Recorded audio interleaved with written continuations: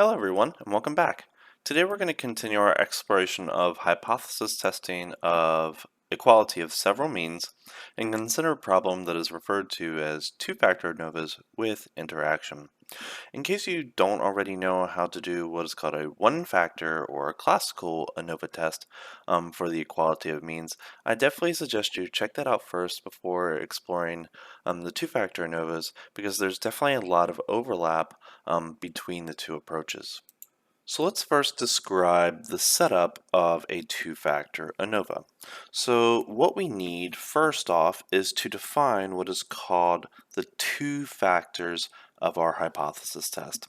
In this case, our two factors are temperature range and the pH range of water with a dependent variable of the length of a fully grown fish, right? So it's important that these two factors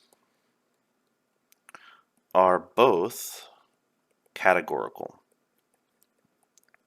right? And if, for example, you have two factors that are numerical, then you need to, for example, partition them into some classes or subsets, something that represents a categorical variable. For example, temperature and pH are numerical variables naturally. So what I've done here is I've represented temperature ranges, for example, 40 to 47, 48 to 52, and 53 to 60 as our categories for temperature, and 6.8 to 7.2 and 7.3 to 7.6 as our categories for pH. And then we have our one numerical dependent variable, or not necessarily dependent, but some people will also say our one numerical response variable, which are these values in green, which represents the length of a fully grown fish in each of these little environments. So different pHs, different temperature levels. Of course, you could perform a series of one-factor ANOVAs with the same data. For example, you can ask, is there a significant difference in the average length of fully grown fish across each of these temperature levels? Or you could conduct a one-factor ANOVA that answers the question, is there a significant difference of the length of fully grown fish across each of these pH levels? So what the two-factor ANOVA test does is it combines those two tests into one test and also adds another. In particular, does there appear to be some interaction between, for example, temperature and pH? All right. So let's just comment on a couple things that are specific about this particular data setup, right? So notice that I have different subsample sizes, right? For example, I have sample size 1, 1, sample size 1, 2, sample size 1, 3, sample size 2, 1, sample size 2, 2, and sample size 2, 3, right? And we see that our nij's are all equal, right? So again, same like we had for the one-factor ANOVA test, if all of our sample sizes are equal in each of the groups, then we say that this ANOVA is of balanced design. And in terms of hypothesis test, this usually generates maximum statistical power, all right? Which you should already know what that is. So if we have our balanced design, of course our statistical power is maximized, then usually it's of good design. Of course, if it's not balanced design, you can still perform a two-factor ANOVA test, but you have less statistical power, generally speaking. So the three null hypotheses that the two-factor ANOVA with interaction test looks at simultaneously are the following three. So the first null hypothesis that it considers is that the mean of population x1 is equal to 1, the mean of population x1 is equal to 2, and the population mean of x1 is equal to all the way down to say k1 are all equal to each other. So in terms of what we mean by x1 is equal to 1, x1 is equal to 2, and so on, that's the number of levels, for example, our columns. So when we say that these means across all levels of x1 are equal to each other, what we are saying is that there is no significant difference across at least in how we set it up, the columns. Right? So it's our little temperature levels for our example, right? So if we reject this null hypothesis, then we have evidence to believe that there is difference between at least one of the pairs. So rejecting the null hypothesis implies that there is a difference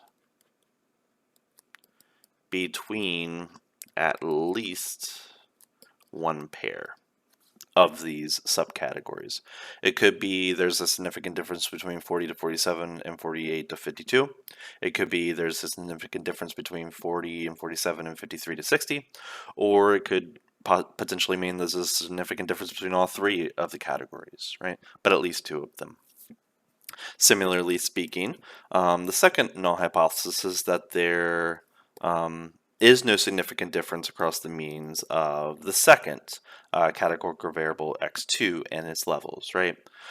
So when you see this particular statement, mu1 is equal to mu2 is equal to all the way down to mu k2, and we fail to reject that null hypothesis, then what we are saying that there is no significant difference between or across the rows,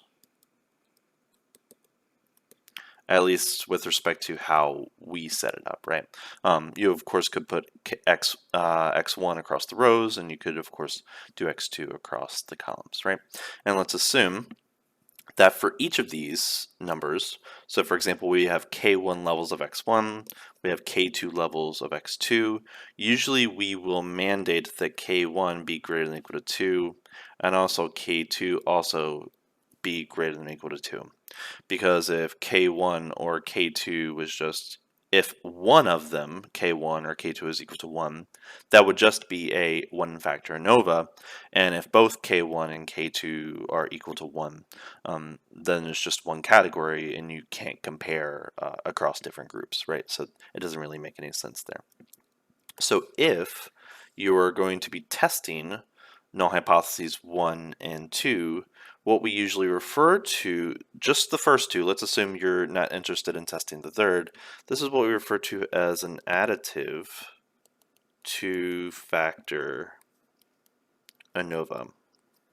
And if we add the third into this picture, then we call that a two-factor ANOVA with interaction, where the third null hypothesis that we're going to be testing is or is not present some interaction between x1 and x2.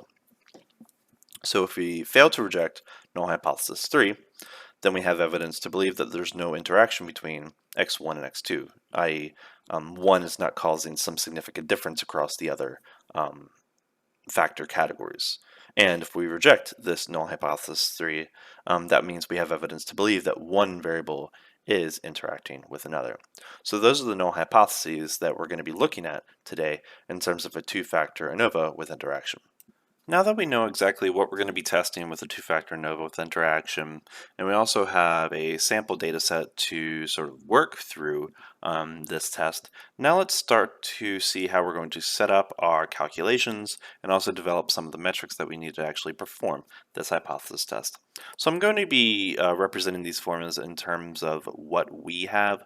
For example, we have 3 subfactors of factor 1, and we have 2 subfactors of factor 2. So we have 3 times 2 cells of data, in particular 6 of them. Right. So of course, for each of these cells, we should be able to calculate a sample mean. For example, we can calculate the sample mean of cell 1, 1, the sample mean of cell 1, 2, the sample mean of cell 1, 3, the sample mean of cell 2, 1, 2, 2, and 2, 3. Right? So this indexing, these 1, 1, 1, 2, 1, 3, 2, 1, 2, 2, 2, 3, is what we refer to as matrix-based indexing. Sometimes matrix-based indexing is very, very complicated, especially once you start considering, for example, 3-factor, 4-factor, 10-factor ANOVAs with intermediate interaction terms or something along the form. So an alternative way of doing this is the following. So example note, keep in mind we have 2 times 3, which is equal to 6 different cells. So instead of doing a two-dimensional indexing, we can instead index in a one-dimensional manner from 1 to 6. So for example, we can have x bar 1, x bar 2, x bar 3, x bar 4, x bar 5, and x bar 6, where 6 is the last cell that we have, right? So this is what we refer to as categorical. So categorical, or some people will call it subcategorical indexing. Right? But of course, both are equivalent notations, just alternatives to each other. So we can calculate the mean of each of these different cells, and another calculation that you definitely should already know is what is referred to as the grand mean, which is going to be the mean of all of these cells. So also notice that each of these cells will have a sample size. For example, we have the sample size of cell 1, sample size of cell 2, and 3, and 4, and 5, and 6. Or you could do the matrix-based indexing for the sample size, N11, N12, N13, N21, N22, and N23. Right. So notice we're going to be defining n to be the sample size of all of the individuals. So it's going to be n1 plus n2 all the way out to n6. So generally speaking, n is going to be the sum from j is equal to 1 to k1, k2, where k1 is the number of subfactors of x1, k2 is the number of subfactors of x2 of nj, right? So the grand mean, again, can be viewed as a weighted average of all of the individual sample means. So x bar bar, the grand mean, for a two-factor interaction is going to be equal to x bar 1 plus x bar 2 all the way down to x bar 6 for our example, but generally speaking it's going to be x bar k1, k2, right? And that's going to be all divided by n. For our example, for our data set, you should be able to show that this is approximately equal to 12.61. Right?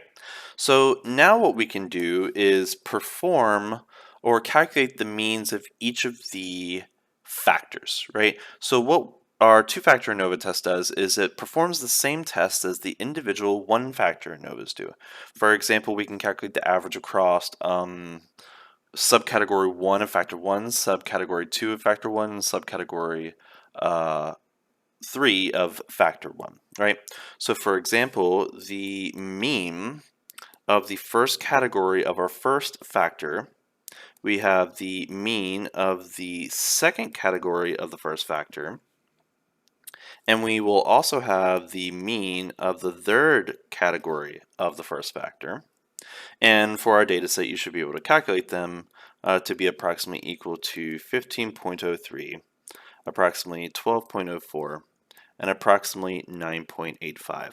So keep in mind, how many do we have? Keep in mind that's just going to be equal to the number of subfactors of that first category, right? So those are our subfactor means for factor 1. Similarly, we're going to have the sample mean x2 is equal to 1, and the sample mean of x2 is equal to 2. Right? So our x bar x1 is equal to 1, 2, 3. Those are the averages of the columns 1, 2, and 3. And x bar x2 is equal to 1, 2 is the average across row 1 and row 2. Right? So one can find that this is approximately equal to 11.82 and approximately equal to 12.79 for a data set.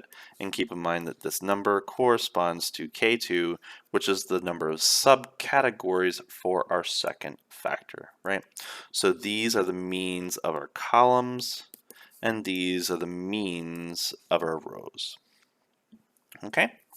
So once you have the grand mean and the means of the columns and the means of the rows, you can calculate what is called the SSM for each of the factors. And each factor will have an SSM. And the SSM has the same exact purpose as it did for the one-factor ANOVA. Okay, so each factor will have their own SSM. So they're going to have their own SSM. So SSM1 is going to be the SSM for factor 1. And this is going to be generally defined as the sum from j is equal to 1 to the number of subfactors of factor 1 of the sample size of the jth subcategory of x1. For example, the total sample size across column 1, the total sample size across column 2, the total sample size of column 3, and so on, times the arithmetic mean of the jth subcategory of x1. So for example, the sample mean of column 1, column 2, column 3, minus the grand mean squared, and the squared does not apply to that sample size. Similarly, SSM2 is going to be equal to the sum from j is equal to 1 to the number of subcategories of factor 2, and that's going to be the sample size of the jth category, or the jth subcategory of factor 2, times the sample mean of the jth subcategory of factor 2. So that's the row arithmetic mean, so the average of row 1, the average of row 2, minus, again, the grand mean. So in both of these, the grand mean is the same. And you should, for our example, find that that's approximately equal to 135.23, and that's going to be approximately equal to 7.11. So those are our SSMs, and generally speaking, we can technically have P factors, right? So if we have P factors to analyze, so a P factor ANOVA, then that's going to be equal to what? So that's going to be equal to the sum from j is equal to 1 to kp of n xp is equal to j times x bar xp is equal to j minus x bar bar squared, right? And this last one is for P factor ANOVAs, just in case you're interested in thinking about how to extend this to more than two-factor analysis. Now that we have our SSMs for each of our factors, now what we need to do is calculate our SSE. So our SSE is going to be defined as follows. So the SSE, and there will only be one of these, even if you're working with a p-factor ANOVA, and it's going to be defined as follows. So this is going to be equal to the sum from j is equal to 1 to n. So n is the total sample size for your study. So across all rows, all columns, all dimensions, that's little m. And this is going to be the sum of xj, so the individual value, the data value, so more data, more xj's, right? And then minus x bar j. Now I'm going to slightly conflate some notation here, and I'm going to define this separately. So this is the mean of the subgroup for which xj belongs. Okay, so let me just sort of illustrate what we mean here by this, right? So let's look at the first cell for our data. So for example, let's assume our data set is 13.4, 14.1, 14.5, 15.2, and 16.1. So let's assume that this is a particular cell. So of course, this particular cell is going to have a sample mean. Okay, so what we're going to do is we're going to, oh, and of course this should be squared, so don't forget that. So what we're going to do is we're going to do 13.4 minus that mean, 14.4 minus that mean, 14.5 minus that mean, 15.2 minus that mean, 16.1 minus that mean, square each of those differences and add up those squared differences. So this is a sum of squared differences measure.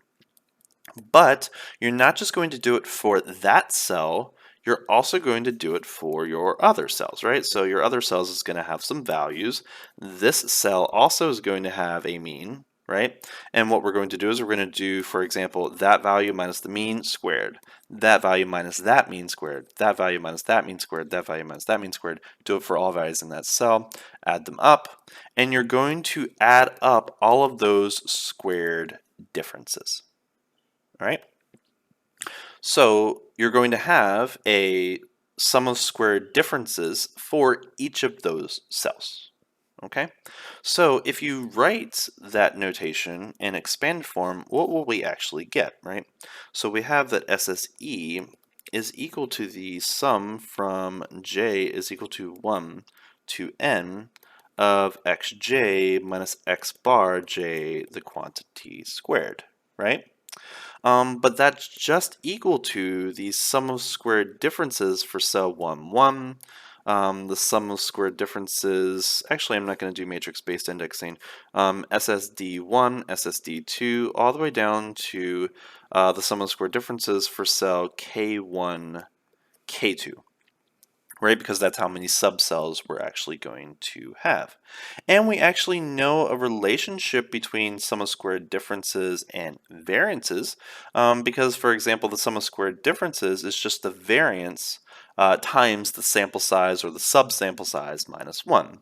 So what we can do here is we can write this, for example, as the variance of the first cell times the sample size of the first cell minus 1, and then the variance of the second cell times the size of the sample cell minus 1, and continue that all the way down to the sample variance of cell K1, K2 times the size of the last cell K1, K2 minus 1. And of course those n minus 1s are just degrees of freedom, right?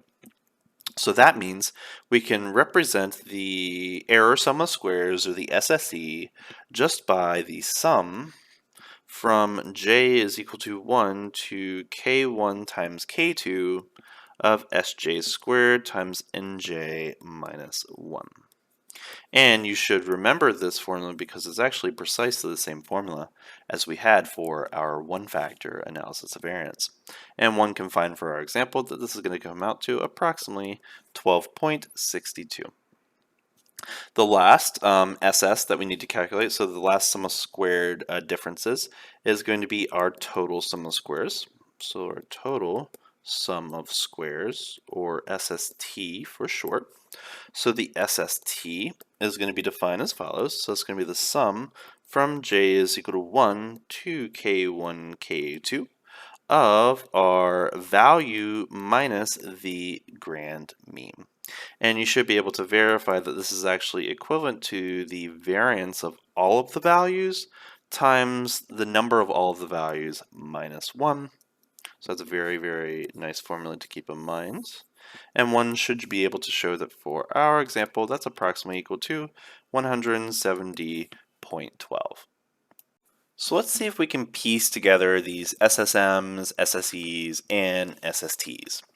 So recall for the one-factor ANOVA, we had the following identity. In particular, the SST was equal to the SSE plus the SSM. So one would be tempted to propose that this is also true for the two-factor ANOVA, right? So our two-factor ANOVA, let's see if it is true. So proposal that SST is going to be equal to SSE plus SSM1 plus SSM2, right? So those are our SSMs.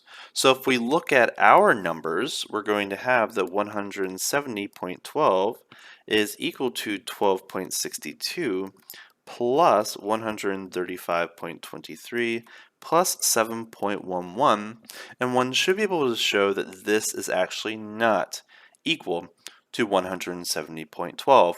In particular, there is a difference of 15.16. So one may ask, well, what exactly is that? Well, we're going to be notating that as SSI 1, 2.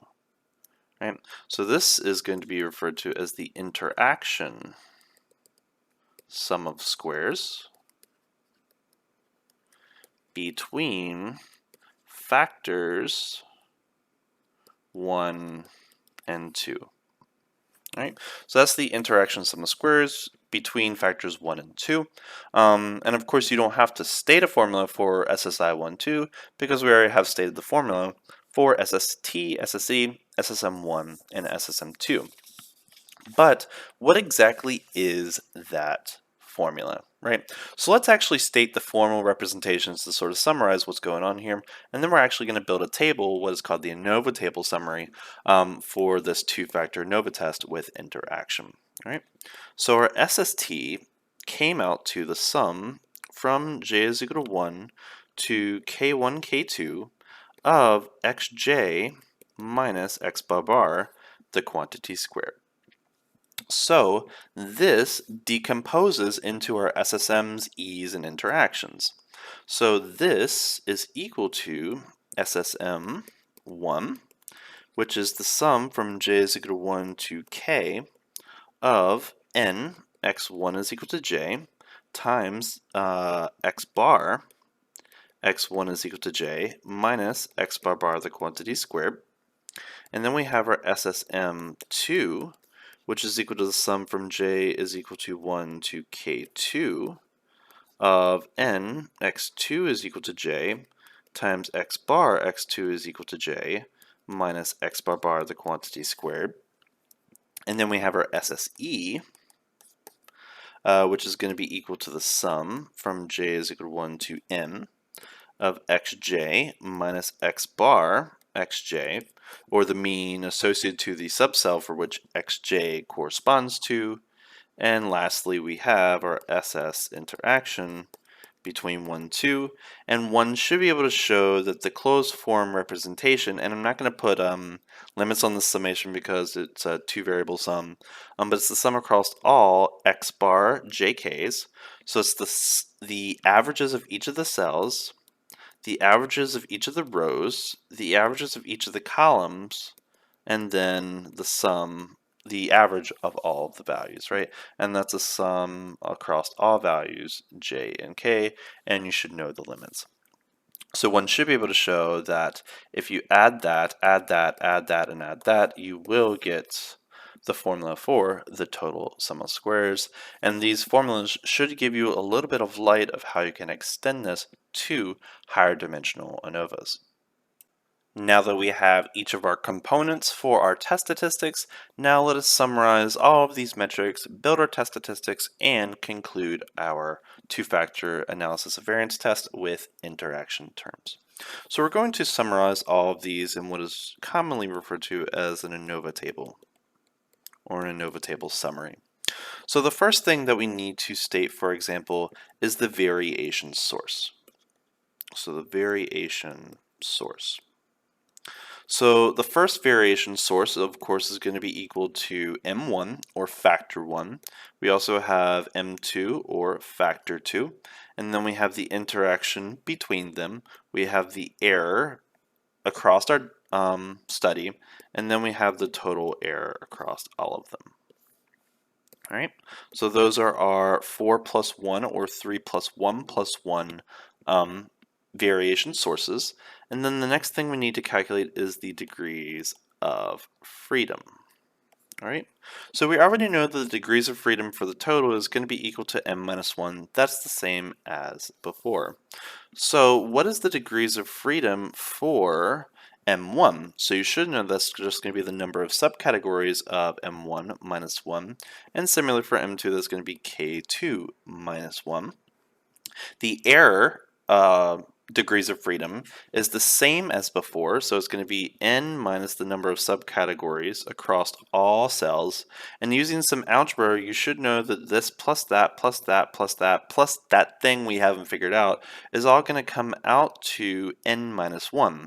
So if that comes out, you should be able to prove that the degrees of freedom for the interaction term is going to be equal to k1 minus 1 times k2 minus 1. So that's a bit of a factoring exercise in case you were interested in doing so. So the next column is going to be our sum of squares column, which we've actually already calculated. So we have, for example, the sum of SSM for model 1.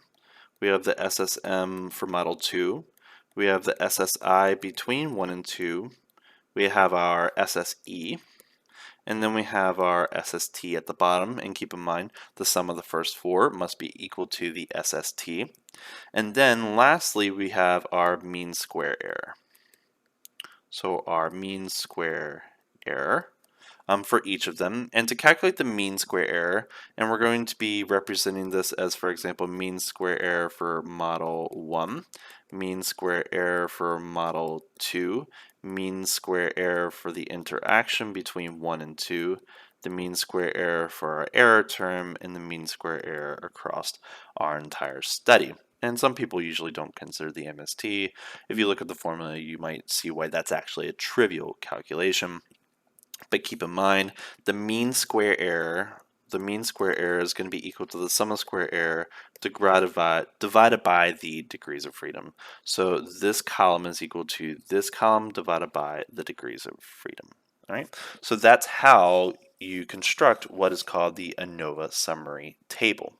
Now, some people will go ahead and include another column with your F-test statistics located in this last column. All right, so what is going to be our test statistics? And for this, we're going to have 3 test statistics because we have 3 null hypotheses. We're testing if there's a significant difference across our subcategories of M1, our subcategories of M2, and we're testing if there's an interaction between 1 and 2. So we're going to have a test statistic for each of these quantities, and we're going to be constructing them by dividing each of these MS's by the MSE, because we know that, or we can prove that, the mean square error terms are chi-squared random variables once we divide, since they're sum of squared divided by degrees of freedom.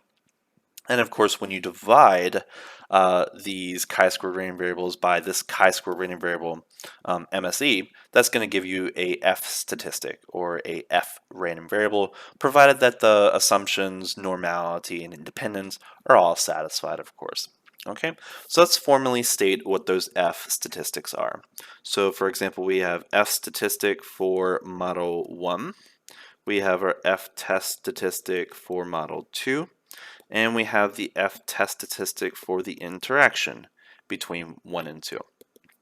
So that's going to come out to the mean square error for our model 1 divided by our mean square error for our error term.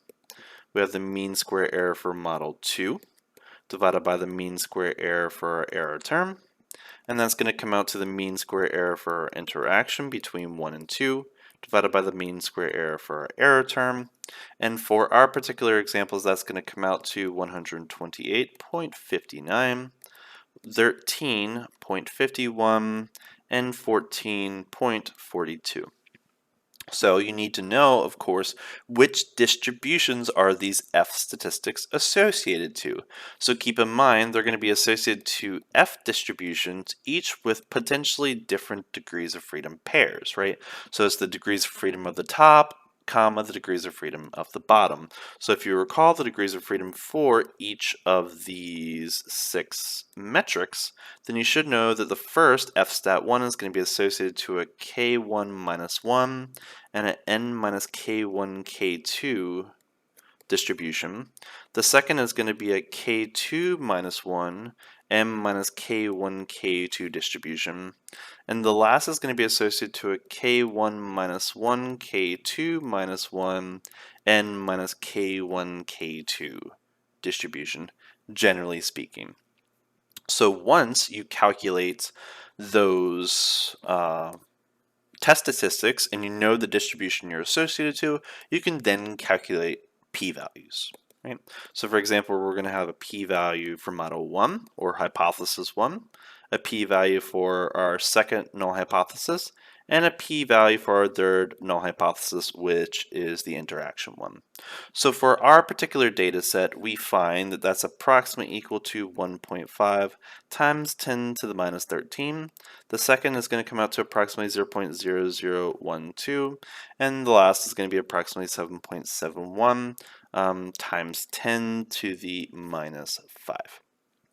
All right, so notice if you choose 5% as your alpha value, we're going to be rejecting all of those 3 hypotheses. So let's use that, for example, as a basis, just so we can, for example, discuss. So let's choose our alpha to be equal to 5%. That's definitely super big. You definitely should be choosing a lot smaller than that, but let's just go with it. All right, so 1.5 times 10 to the minus 13, that's really, really small, right? Even if you choose alpha to be 10 to the minus 5, that's still pretty small.